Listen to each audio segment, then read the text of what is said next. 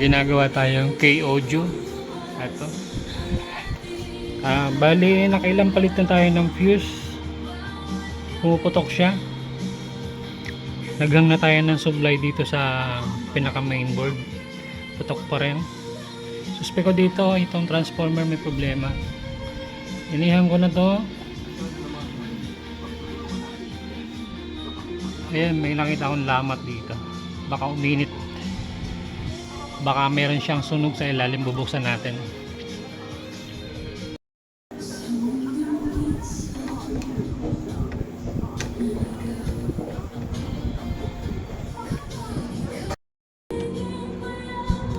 Ayan, balikin at muna natin itong kanyang supply para matanggal natin itong transformer. Ayan, bubuksan natin yan.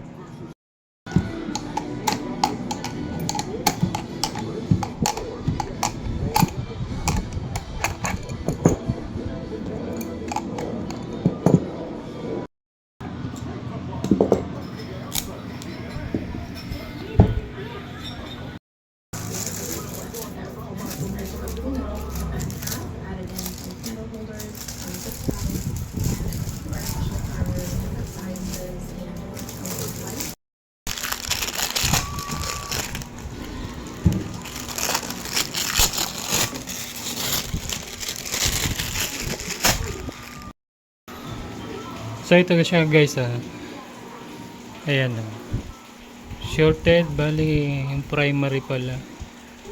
Ayan, babaklasin pa natin. Ayan, sa ilalim parang nag-spark siya sa ilalim, nag-spark talaga. Ayan, so tatanggalin muna natin tong secondary para makaabot tayo dun sa primary winding, no? Nandun yung short ng transformer, kaya nagpuputok yung kanyang fuse. So babaklasin natin to lahat para makaabot tayo dun sa pinakailalim.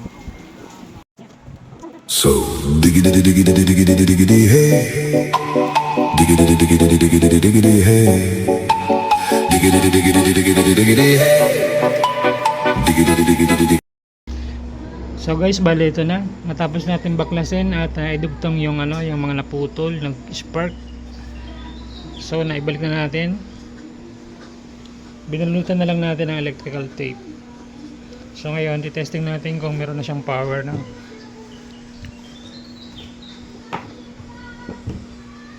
Saksak natin yun. Then power on. Okay. And then nag-relay na rin siya. So okay na to. Pwede na ulit siyang gamitin. Yun lang naman ang naging problema niya, yung transformer. Sa board, wala naman. Okay naman, nag-relay na siya.